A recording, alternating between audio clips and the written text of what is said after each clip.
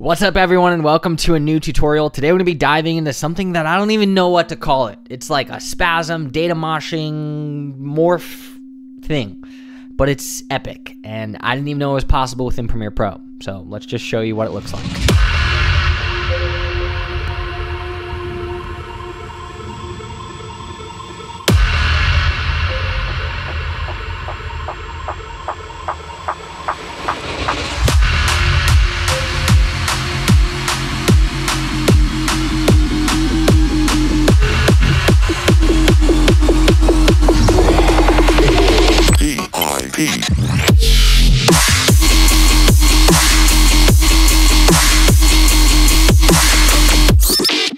What?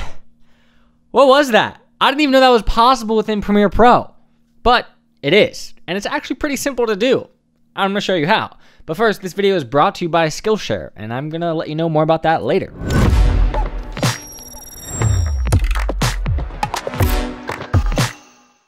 I mean, if you look at this, it seems like it's not even possible within Premiere Pro. And honestly, I didn't do much. Most of the work is done for you. And that's using an effect called the Morph Cut.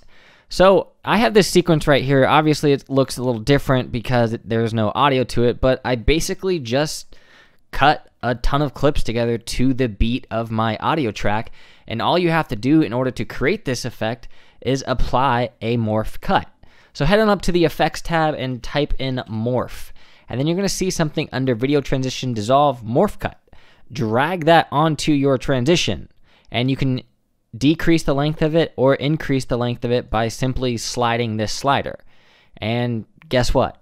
You literally do nothing. You wait for this to analyze in the background. And it might take some time. But here's the cool thing. While it's analyzing, you can actually copy this by hitting Control-C or Command-C on a Mac and going to your other transitions and just paste this throughout your entire sequence. And then once you do that, obviously you're going to have to wait for it to analyze in the background. And I found that it actually analyzes it sequentially. You can also play around with the length of all of these. So if you want them to literally connect to each other, you can do that. And it will be just like a crazy conglomeration of, I don't even know what to call it, a morph. So let's let this analyze and see what this made. So the first one just completed, and if we scroll through this frame by frame, you can see that it's actually trying to morph into this clip. Now look at this road right here. If you look at this road, how it has a curve, the next clip that we go into, look how it instantly blends into that curved road. And that's what makes this effect powerful, because if you use similar clips, it will actually try to morph in between those clips. But I actually really enjoy when you don't use similar clips. And when you use separate clips, it morphs like this. It creates some really, I don't know, is this data moshing? But it's not really data moshing. It kind of looks like it, but it creates an awesome effect when you do it right. But that's the fun thing, is there's no right or wrong way to do this effect. It's literally just drop this on, and I mean, that rendered out within a minute. And I want to break down how I actually made this beginning sequence, but before I do that, I want to hear from today's sponsor. Skillshare offers creative classes designed for real life and all the circumstances that come with it. These lessons can help you stay inspired, express yourself, and introduce you to a community of millions. Skillshare offers thousands of inspiring classes for creative and curious people on topics including illustration, design, photography, video, freelancing, and more.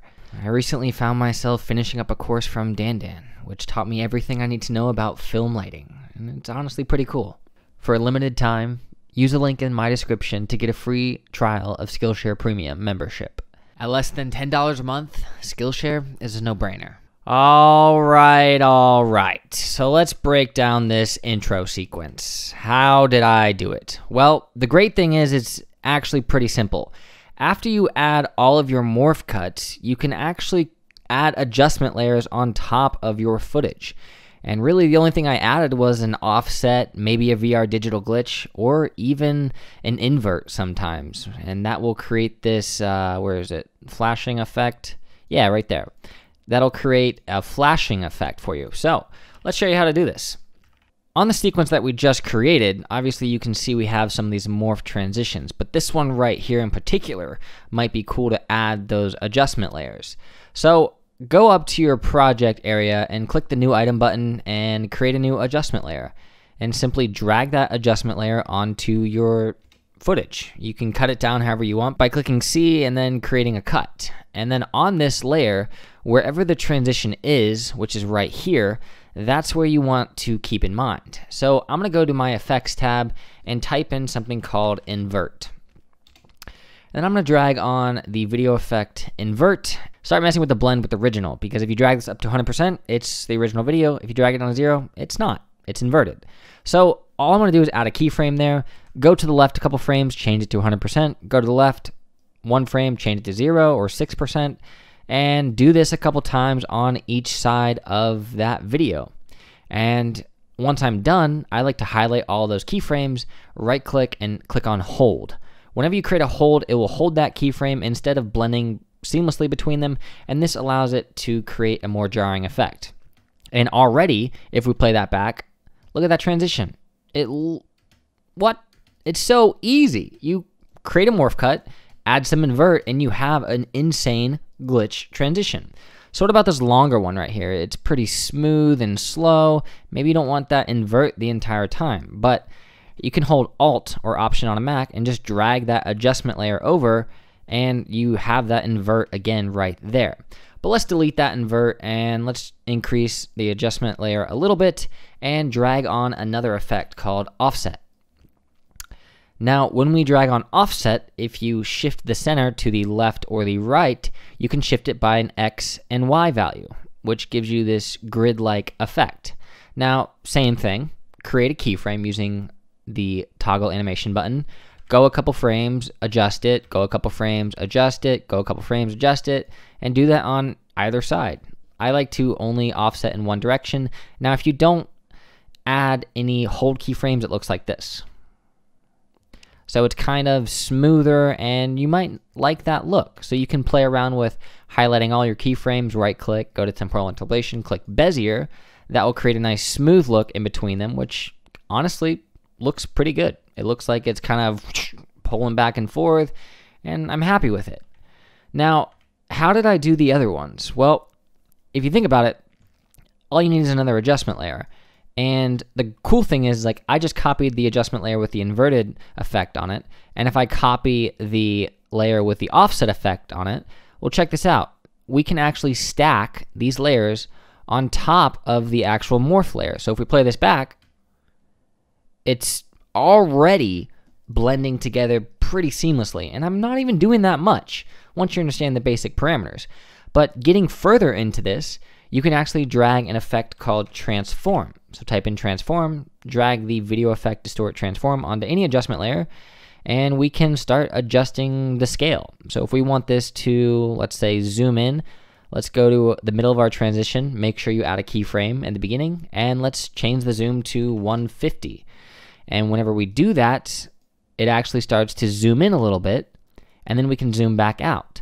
But with this zoom, I like to right-click on the first keyframe, go to ease out, and right-click on the second keyframe and go to ease in, and then I'll click this down arrow right here, and I'll adjust the speed graph, or the velocity. So I like to click and drag that first keyframe to the right, and then this one all the way to the right.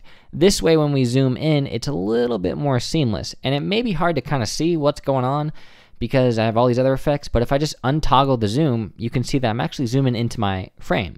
Now with that, I like to uncheck use composition shutter angle and change that to like 180. And then maybe right after, when it gets back here, I want to change this scale all the way down to 100% again. So I just clicked that reset button and it went down to normal. So I right click on that keyframe and go to ease in. I always do an ease in or an ease out because I think it looks great. Now if I play this back, that a lot's happening, but if you see right here, we're zooming so fast, and that composition shutter angle is actually creating all of this lens blur, which is pretty great. So that's, in a nutshell, how I made the intro sequence. And obviously, I added a couple overlay so you can overlay your clips and add like a screen or something. And I just added some natural transitions and natural movements with like rotation with the transform. It's pretty simple, but that's how I did it. Now you know that you can kind of create awesome transitions by literally doing nothing. Use what Premiere has to offer. And I just found this because I had no idea what I was going to make today, and I was playing around and I found a cool dubstep type song and I made this. So who knows what else I can make next week. But if you have an idea, let me know what you think down in the comments below. Hit that like button. And totally messed up the outro. That's not how I do it, but you know what? It's late. I need some sleep, but I have to work on some more projects. How are you doing? Like, how's your day? My day's pretty exciting because the A7S III just finally came in, so now I get to test that out. But ultimately, I'm having the time of my life, and I love what I do. I love creating tutorials for you guys, so I would really appreciate it. Click that like button. Let me know what you think in the comments, and I'll see you next time. Peace.